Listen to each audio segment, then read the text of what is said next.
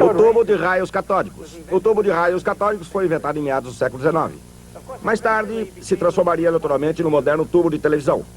Mas antes que acontecesse essa desgraça, ele serviu a um útil objetivo. É o que vamos ver. Este é um tubo de raios catódicos particularmente simples. Ele consiste de um tubo de vidro no qual se faz vácuo com 2 eletrodos no interior. Agora eu vou aplicar 20.000 volts nesses 2 eletrodos. Antes, vou apagar as luzes para que possam ver o que acontece. Bem, como podem ver, seu interior é fulgurante. Também podemos observar que essa cruz de malta projeta uma sombra na extremidade. A cruz de malta é o eletrodo positivo. Observem como posso movimentar facilmente a sombra de um lado para outro, simplesmente aproximando um ímã como esse.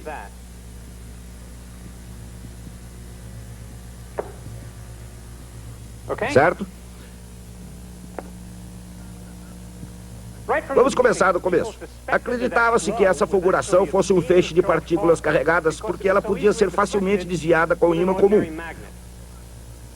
Mas para provar que isso era verdade, seria preciso desviá-lo com um campo elétrico. Por alguma razão desconhecida, isso não funcionou. Foi então que apareceu um cientista britânico chamado J.J. Thomson.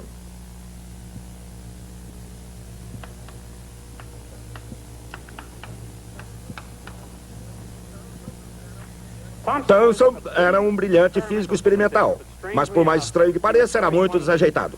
De fato, segundo a lenda, ele quebrava todo o tubo de raios catódicos em que punha as mãos. Essa é uma réplica de um dos tubos de Thomson, e como um dos tubos de Thomson também está quebrado. Thomson percebeu que porque o campo elétrico não funcionava. O vácuo no tubo não era suficiente. Ele também percebeu que a razão pela qual o vácuo não era muito bom era porque o gás aderia às paredes do tubo quando ele era fechado pelo soprador de vidro. Ele imaginou que poderia resolver o problema aquecendo o tubo na mesma hora em que ele estava sendo vedado. Assim, ele providenciou para que os tubos fossem aquecidos no momento em que eram vedados pelo soprador. Depois disso, o campo elétrico desviava o feixe.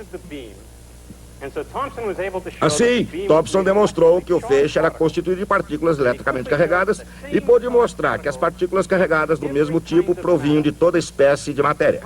O que Thomson fez foi a primeira divisão do átomo. Ele demonstrou que a partícula indivisível de matéria possui, na verdade, partes internas. A honra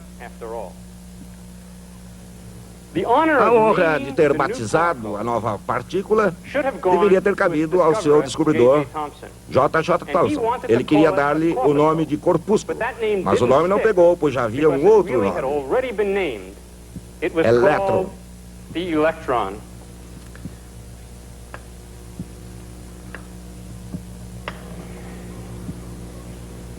Assim, J.J. Thomson dividiu o átomo e descobriu o elétron cozinhando seus tubos. Esse nome, elétron, deu início a uma tradição na física. A tradição de se dar a unidades individuais nomes que acabam em ONS.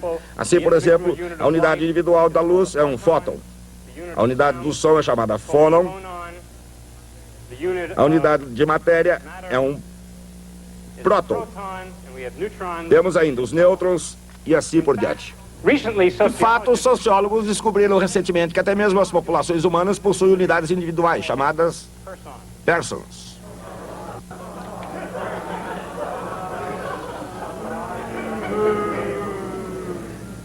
Uma vez dividido o átomo e descoberto o elétron, restava a tarefa crucial de medir a carga elétrica do elétron.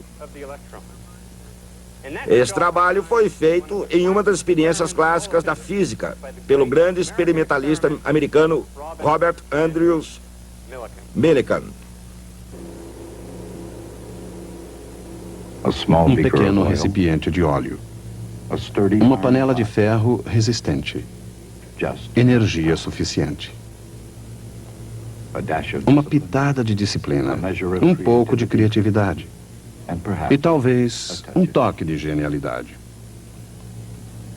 Esses foram os ingredientes essenciais na receita experimental do físico. o cientista Robert A. Millikan. O feito, a medição do valor da carga do elétron. O tempo de preparo, quase meio século. 1868, o ano em que uma jovem nação, ainda abalada pela Guerra Civil, foi unida pela ferrovia transcontinental. Nesse mesmo ano nascia Robert A. Millikan, filho de um pregador de Iowa. Ele estudou os clássicos no Oberlin College, em Ohio. Mais tarde, como não havia uma vaga para ensinar latim ou a história da Grécia Antiga, ele tornou-se instrutor de física elementar. Pareceu promissor. A Universidade de Columbia lhe concedeu uma bolsa de pesquisas em física, a qual ele perdeu após o primeiro ano. Isso o fez duvidar, mas não desistir de sua habilidade como cientista. Voltou então ao Centro-Oeste, onde estudou com Albert A. Michelson na Universidade de Chicago. Michelson recebera o Prêmio Nobel pelo desenvolvimento de um instrumento extraordinário para medir distâncias através da interferência das ondas de luz.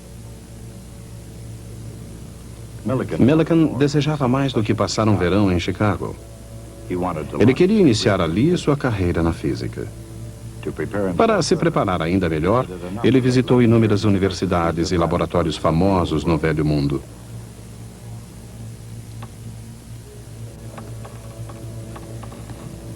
Antes que os Estados Unidos se destacassem nas ciências, a Europa era o continente que mais inspirava as descobertas científicas.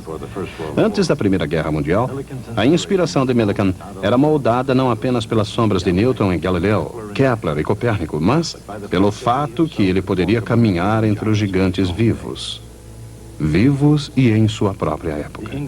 O inglês William Hansett, descobridor do hélio, do neon, do xenônio e do criptônio, Wilhelm Röntgen, o alemão descobridor do raio-x, Guglielmo Marconi e Karl Braun, que desenvolveram o telégrafo sem fio. Assim como acontecera com Leibniz e Newton em relação ao cálculo, eles fizeram suas descobertas simultaneamente, mas não em conjunto. Albert Einstein, Max Planck e Johannes Stark trabalhavam com afinco na Alemanha. Mas as maiores influências diretas sobre Millikan parecem ter sido britânicas. J.J. Thomson e seu aluno H.A. Wilson nos laboratórios Cavendish.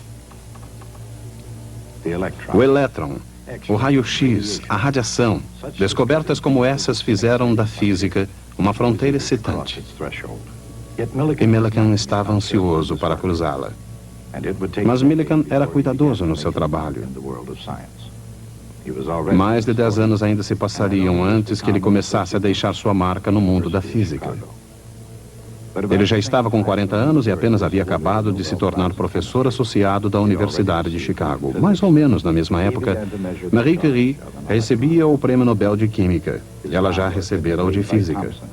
Ele começou a medir a carga de um elétron. A base do seu trabalho fora assentada por Thomson, também laureado com o Prêmio Nobel em 1906 por suas investigações sobre a condução de eletricidade em gases. Esse inglês brilhante havia descoberto o elétron e desenvolvido o método da câmara de névoa para medir sua carga. Essa câmara foi inventada para estudar as nuvens atmosféricas, mas nas mãos de Thomson e de seu colega H.A. Wilson, ela fugiu à sua finalidade original. Uma súbita expansão de ar, saturado com vapor d'água, forma nuvens.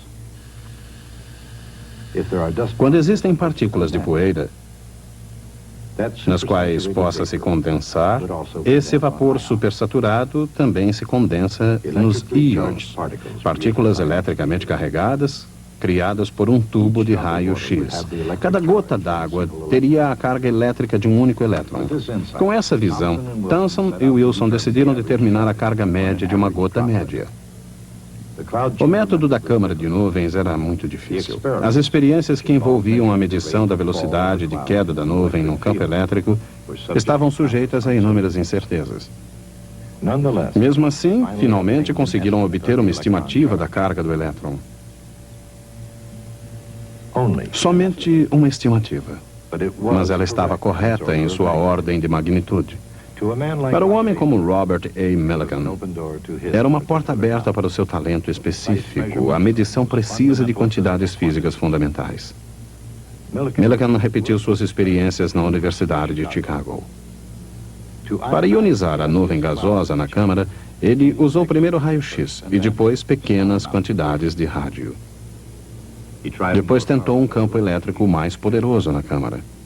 Se desse certo, ele seria suficientemente poderoso para equilibrar a força da gravidade e manter a nuvem suspensa, imóvel. Tudo isso era simples no papel, mas na prática havia um pequeno problema. Com forças elétricas tão poderosas na câmara, a nuvem de vapor d'água desaparecia rapidamente. Mas Millikan fez desse problema uma vantagem. Quando o campo elétrico era ligado, gotas individuais se mantinham visíveis. Millikan pensou então em medir as gotas individualmente e não a nuvem inteira. Se fosse possível fazer medições dessas gotas, os efeitos dos elétrons individuais poderiam ser determinados. Uma ideia brilhante, mas com um problema. A água se evapora.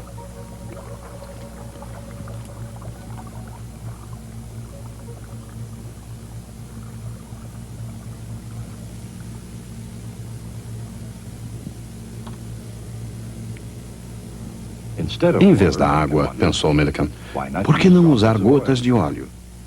O óleo, ao contrário da água, não se evapora. Em 1907, na Universidade de Chicago, ele começou a obter resultados. Contando agora com um aparelho capaz de produzir uma névoa de óleo, Millikan mostrava-se cada vez mais confiante de que a carga elétrica de um elétron podia ser medida com precisão.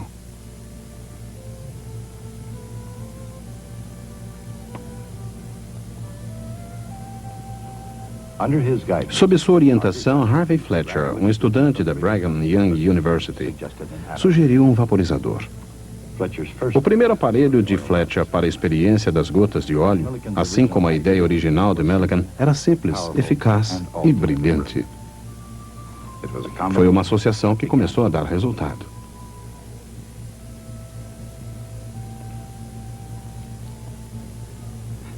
A essência da experiência é aplicar um campo elétrico a uma gota de óleo carregada com eletricidade.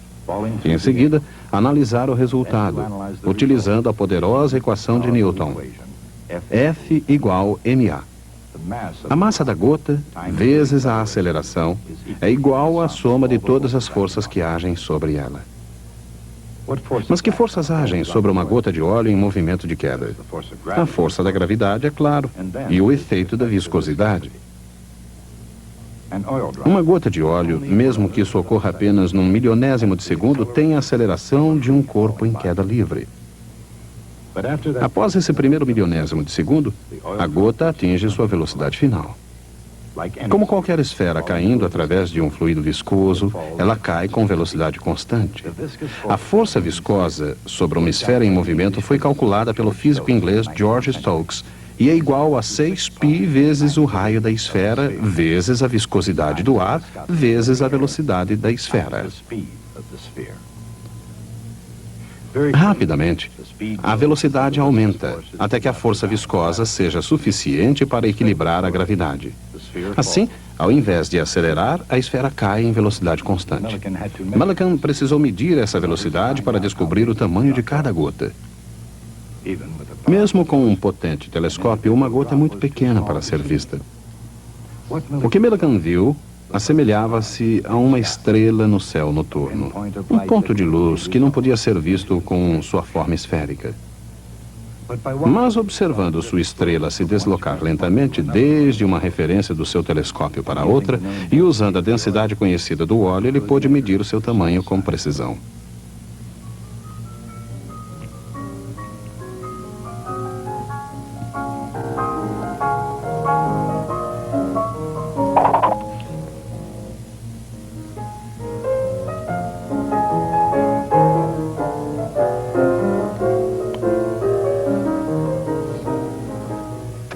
Agora ele podia ligar o campo elétrico e criar uma força elétrica dada pelo produto do campo elétrico pela carga da gota. Essa era a carga que Millikan estava procurando.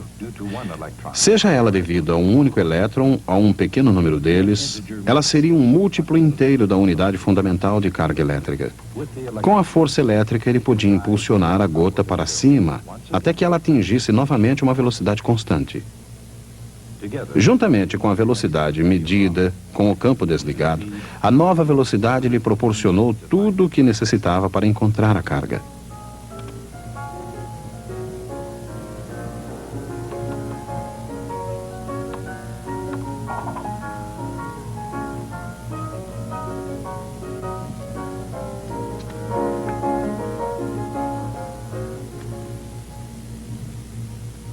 A experiência foi projetada com minúcia de detalhes, uma marca registrada do trabalho de Millikan. Para reduzir ao mínimo a turbulência sobre as gotas de óleo que caíam entre placas paralelas, uma pesada panela de ferro foi projetada para conter e proteger as placas. O ar era filtrado com lã de vidro antes de entrar no vaporizador, que deveria lançar a mais fina possível nuvem de gotas de óleo na câmara.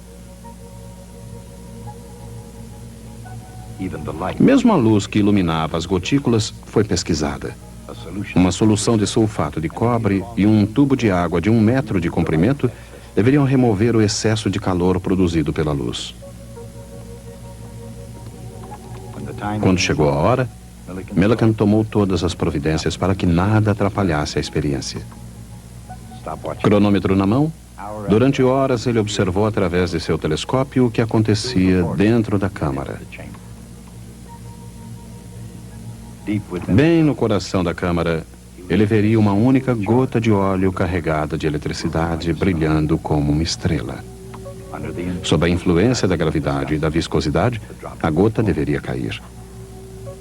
A pequena estrela deveria cair, alcançando a referência superior do telescópio.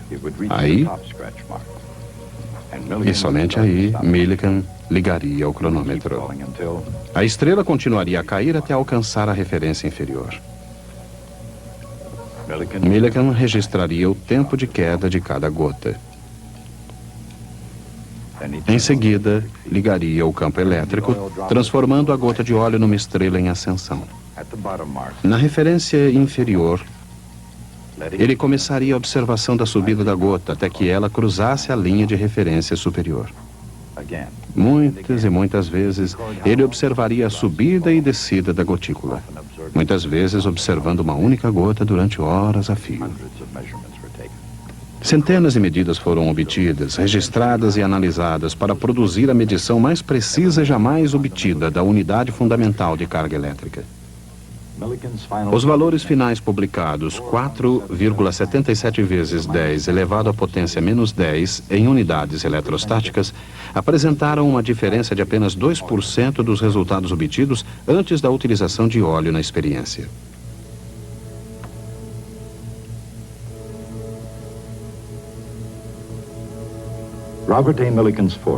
O ponto forte de Robert A. Millikan era a precisão. Uma capacidade de detectar e eliminar erros e, com extraordinária diligência e criatividade, aperfeiçoar os instrumentos já existentes. Em pronunciamentos públicos, e foram muitos em sua vida de estadista, da comunidade acadêmica, ele usou todas as oportunidades para exaltar o método científico. A responsabilidade do cientista era fazer medições sem tendências, deixando que a natureza oferecesse as respostas. A tarefa do cientista é fazer as medições, não importa o quão penosamente, e publicar tudo o que foi obtido. Determinar a significância dos dados era a tarefa dos colegas cientistas. Os colegas de Millikan compreenderam o significado do seu trabalho. Em 1923, ele tornou-se o primeiro americano nato a receber o Prêmio Nobel de Física. Millikan seria o diretor do Instituto de Tecnologia da Califórnia, uma instituição americana, e se tornaria ele próprio outra instituição. Seu nome tornou-se e permanece ainda hoje um sinônimo de progresso científico. Na primeira metade do século XX, sua imagem, junto com a de Albert Einstein, era a do mais famoso físico da América do Norte.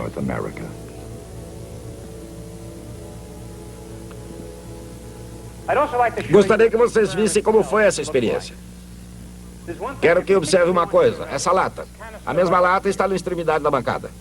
Esse é o verdadeiro equipamento utilizado por Millikan e ainda está funcionando depois de todos esses anos.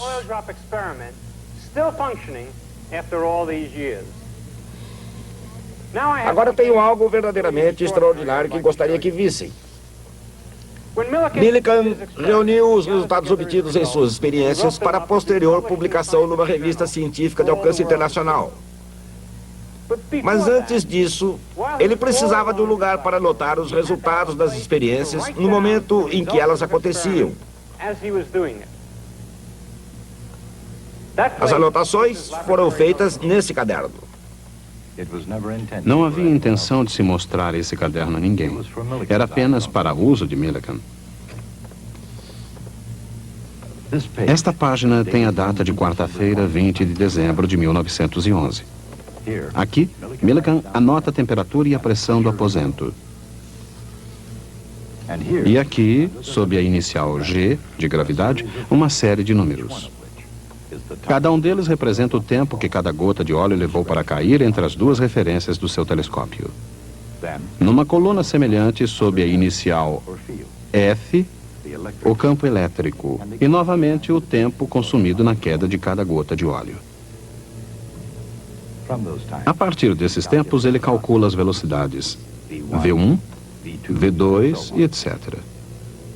Usando essas velocidades, ele encontrou o logaritmo de V1 mais V2. Assim, ele pôde acrescentá-lo à metade do logaritmo de V1. E, finalmente, Millikan chega ao seu resultado. Em seguida, escreve: este é um resultado quase exatamente correto. Como podia ele afirmar isso? Admitia-se que ele estivesse procurando uma constante fundamental da natureza cujo valor não sabia com antecedência. Por que ele diz, isto está correto? Em outra página ele escreve, beleza. Nesta página, beleza, publicar. Em outra, muito baixo, alguma coisa está errada. Aqui uma nota muito reveladora. Não muito certo da distância, 1,273. Essa é a questão. Quando obtém um resultado que não lhe agrada, ele não o joga fora. Isso seria uma fraude. Em vez disso, examina os instrumentos para ver se há algo errado. Então, sim, ele tem uma boa razão para jogá-los fora. Naturalmente, quando obtém um resultado do seu agrado, não examina o equipamento com tanto cuidado para descobrir por que deu certo.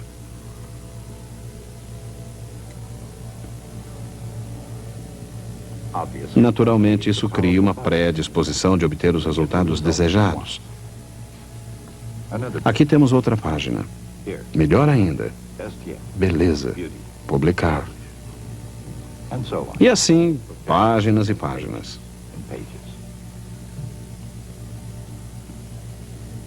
Isso não quer dizer absolutamente que Robert Millikan foi um mau cientista. Não foi. Ele foi um grande cientista. Mas, ao examinarmos essas anotações, podemos ter um breve relance de como a ciência é realmente praticada. O que Millikan fazia não era fraude. Ele usava seu julgamento científico. E, de fato, é preciso que seja assim, porque ninguém jamais tropeça numa descoberta científica. Cada descoberta ocorre durante uma experiência que foi minuciosamente projetada para produzir os resultados que o cientista espera obter. E o cientista sabe que muito provavelmente a fama virá no caso de uma grande descoberta. Assim, o que impede que alguém faça uma descoberta que não é verdadeira? A resposta é a seguinte: a experiência deve ser reproduzível em qualquer outro lugar por qualquer outra pessoa para que se possa confirmar que os seus resultados são corretos.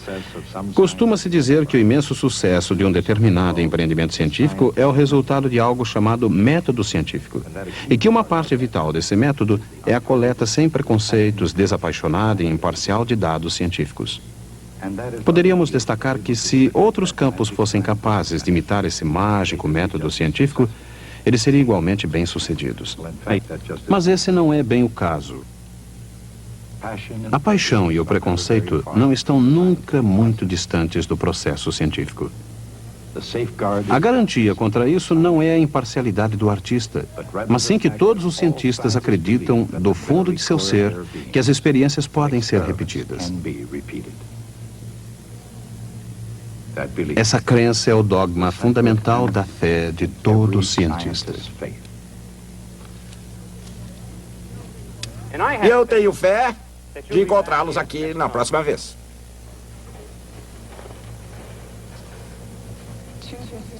Até hoje, a experiência da gota de óleo de Robert A. Millikan permanece como uma das medições clássicas na história da física.